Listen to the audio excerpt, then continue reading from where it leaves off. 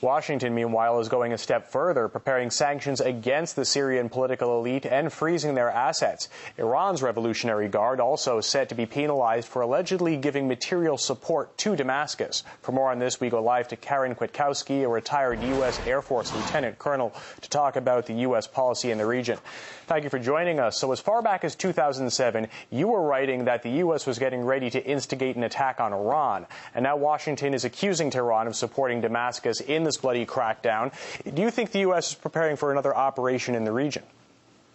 Well, I'm not sure. We're pretty tied down with the 3 operations that we have already. But certainly keeping regime change types of approaches in play, certainly with regard to Syria and Iran, has been a long-term United States, or at least Washington, D.C. policy.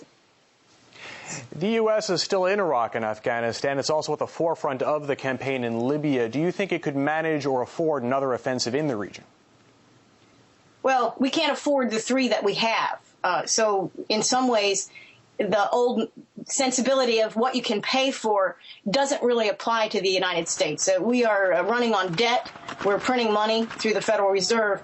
We are funding these operations. We can't afford them now. So in some ways, we have to be a little bit concerned that financial strain is not going to limit what the United States can do. And certainly we have a great belief in the technical capabilities.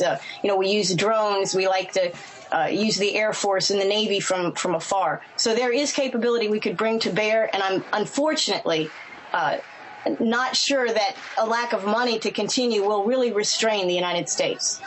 And an article you wrote, you call Syria Israel's second phase target and Iran a third phase target. Explain that, and how do you think it influences U.S. foreign policy?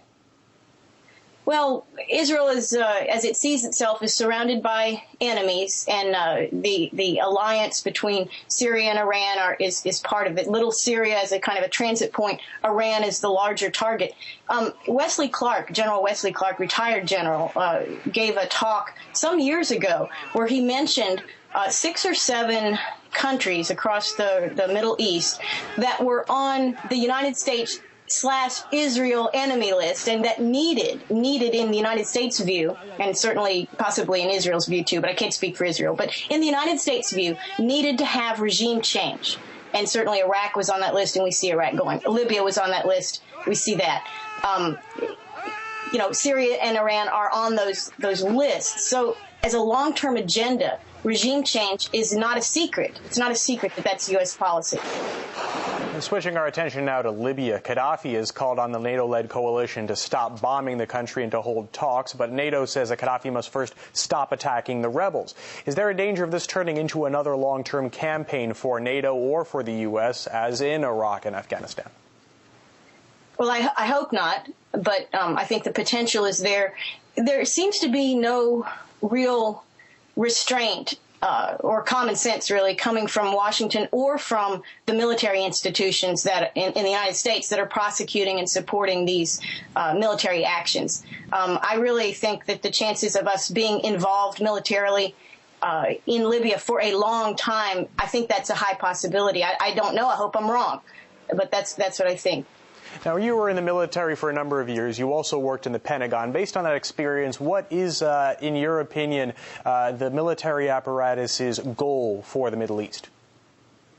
Well, the long-term goal, the goal that it's been pursuing for many, many years, even before the Iraq invasion of 2003, even before the Afghanistan invasion, is to have a network of military bases throughout the Middle East, certainly focused on what we consider to be, what the United States government considers to be a long-term threat, and that is Iran.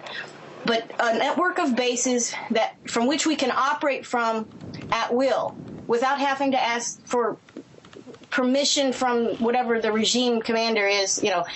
We had problems in Saudi Arabia before we invaded Iraq, and that problem was that we had to ask permission from the royal family, the House of Saud, when we could fly, when we couldn't fly. And that type of restraint is intolerable to the United States military. It is intolerable to Washington, D.C. So what we wanted was to expand our capability to move freely, militarily, across the region. Now, why we want to do that? 2 reasons: oil and Israel.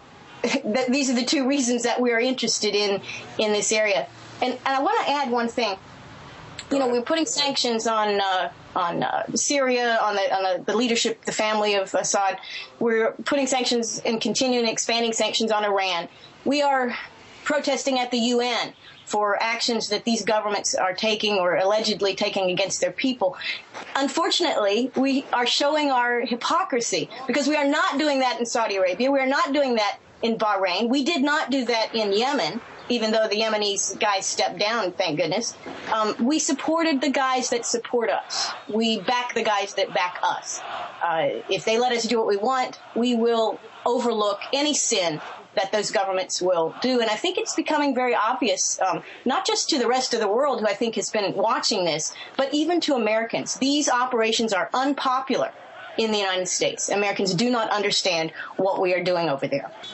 All right, Karen Kwiatkowski, retired U.S. Air Force Lieutenant Colonel. Thanks for that.